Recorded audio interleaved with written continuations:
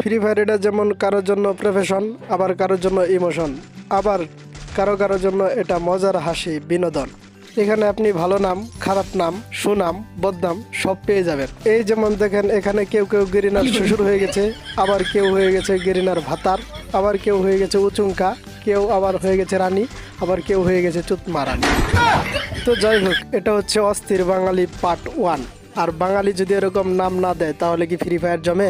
আপনার যদি কখনো শরীর খারাপ বা ঠান্ডার জ্বর লাগে তাহলে আপনি এখানে হাসপাতালও পাবেন, হাসপাতালের ডাক্তারও পাবেন।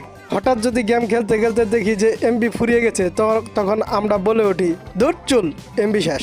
আবার যদি বন্ধুদের মাঝে গিয়ে বলেন যে ল বন্ধু এক লগে গেম খেলি, তাহলে মাঝখান থেকে একটা বন্ধু বলে উঠবে এমবি নাই। শুধু তাই না বন্ধুরা, এখানে আপনারা পাবেন মুড়ি খা, গাঁজা খা, মদ খা। তোদেরকে বলবো তোরা এগুলো না খেয়ে পাত খাসালা।